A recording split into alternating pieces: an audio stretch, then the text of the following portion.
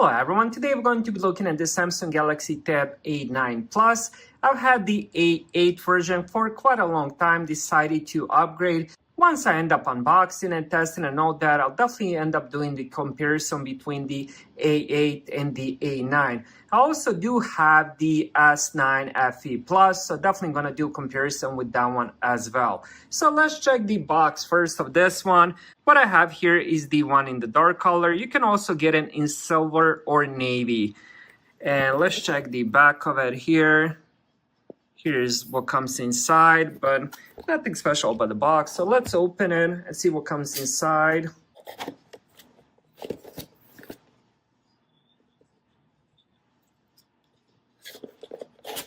There we go. Let's put that on this side.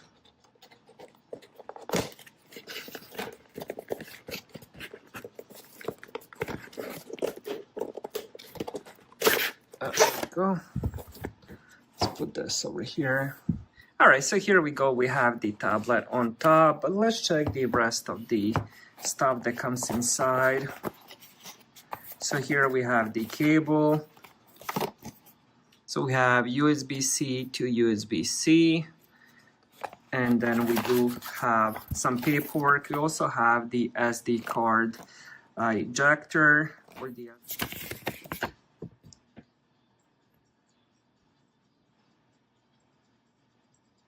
All right, so that's about it when it comes to the paperwork and the cable. Unfortunately, there's no charger brick, so you definitely have to have your own. All right, now let's check the tablet itself. It comes with this paper cloth.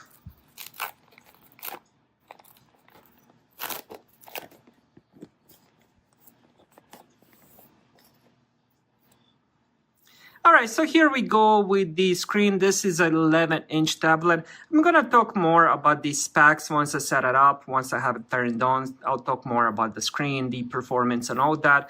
But first, let's go over this tablet. Here on the bottom, we have those pin injectors for the keyboard, I believe. And then here we have the SD card expansion. Then on this side, right side, we have USB-C for charging, couple speakers.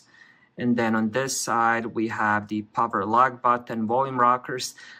And then on this final side, we have two more speakers. So this tablet has quad speakers. On the back, we have 8-megapixel camera. And then we also have 5-megapixel front-facing camera. Now, when it comes to the overall build for a budget tablet, this is very, very nicely built. I'm not sure if this is aluminum. Definitely feels like aluminum. It's not heavy for the size, and I like the two-tone on the back. Here we have the logo, but not sure if it's showing good, but it is kind of like a two-tone. It looks pretty nice. It definitely looks, I mean, I don't want to say it looks premium, but for the budget tablet, it definitely looks premium. I do like the design of it. I also love the fact that it does have 4 speakers. Because tablets are mostly for media consumption and playing games. At least that's what I use mine. And almost forgot, there's also, look where they put that, 3.5mm headphone jack. I almost ended up missing that. Look at that. As you turn it around, you can barely see it. They kind of put it like right on the corner. Wow, interesting. I almost ended up missing that. I didn't see that, but it does have 3.5mm headphone jack. Now let's turn it on and check everything else. I was trying to find the button here. So let's hold it, see if it has any juice inside. Oh, there we go. All right, so I just finished the setup, which was pretty easy. All you have to do is enter your Wi-Fi, enter your Google account, then you're gonna set up the pin or the pattern. And this tablet doesn't have the fingerprint sensor, but it does have face recognition, and that works really, really good. So let me give this a try. So if I do double tap, the screen will turn on, but it will be locked because my face is not facing the tablet. And let me just show you that again. I can't do anything. I have to draw my pattern. But let's say, for example, I end up turning it towards me. So now I have my face kind of close to it. Now I'm gonna double tap, and right away it unlocks, and it works really, really good. I mean, this is like so much better than the fingerprint sensor. Let's try that again. Look at that. Look how fast it works. And I'm not even facing the tablet. I'm kind of on the side. The phone is kind of facing the tablet. I'm just kind of on the side. So the face recognition is probably using that camera, and it has a pretty wide angle since I'm definitely not facing it. All right, next let's talk about the size. This is an 11-inch tablet. When it comes to the weight, it's 480 grams, 1.06 pounds. This tablet also comes with the Wi-Fi or the 5G, Wi-Fi and 5G. I decided to go with the Wi-Fi. I haven't seen the 5G version available, at least where I was looking at. All right, next let's talk about the rest of the display. When it comes to the resolution, we're looking at 1200 times 1920 pixels, 16:10 ratio, 206 pixels per inch. This is LCD, and here is how it looks up close. For me, it looks pretty good. Now we can bump up the brightness as well. Here is how it looks once the brightness is all the way, but usually I'm probably going to use it around 30-40%. It looks pretty good to me. So overall display looks pretty good. It has decent size as well. 11-inch. You can definitely end up watching a lot of Netflix, playing games and all that. Now let's talk about the hardware and what's inside. It has the Samsung SM6375, which is octa-core processor. 2 cores work at 2.2 gigahertz, and then 6 cores work at 1.8 gigahertz. Now this tablet comes with 2 different variations, at least the ones I saw. If you're getting the 64 gigabytes version, you will be getting 4 gigabytes of RAM. But if you get the 128 gigabytes version, you will be getting 8 gigabytes of RAM. Not sure how the 5G works. This also comes with the 5G. I decided to go with the Wi-Fi, and with the Wi-Fi, those are the RAMs and the storages you will be getting. I haven't seen the 5G version yet, so I'm not sure how the RAM works with that one. So let's talk about that. You know, if you're getting 128 gigabytes of storage, you're getting 8 gigabytes of RAM. But if you're getting twice less storage, you're getting twice less RAM. So this is a no-brainer. Definitely end up going with the 128 gigabytes. Even if you don't end up needing all that storage, but that extra 4 gigabytes of RAM will definitely help, especially if you're going to end up playing game, and especially if you're going to end up keeping this tablet for a few years from now. 8 gigabytes of RAM is definitely more future-proof. Now, I do have the Samsung Galaxy Tab A8, and the version I have is the one with 3 gigabytes of RAM. And that one works good. Even today works good. I have no issues with it. I can still play games. I can still media stream. I can still browse. So 3 gigabytes is still fine. 4 gigabytes is pretty good if you end up getting that version. But my recommendation would be to go with the 8 gigabytes of RAM.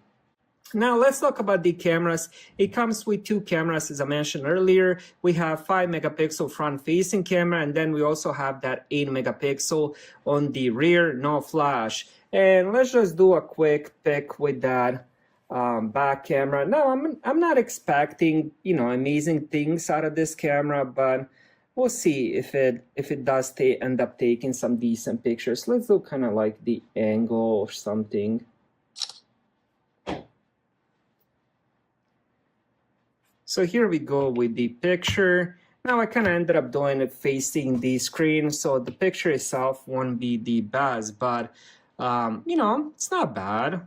To be honest, I had tablets throughout my life, and I never ever take any pictures or videos with a tablet, but it is there if you do end up needing it.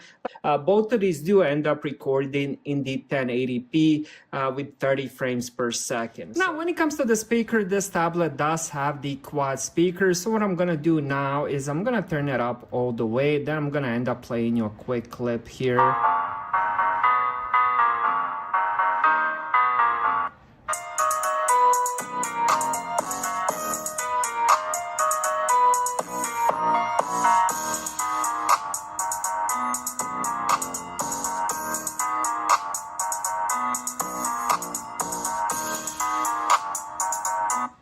I think the speakers sound amazing.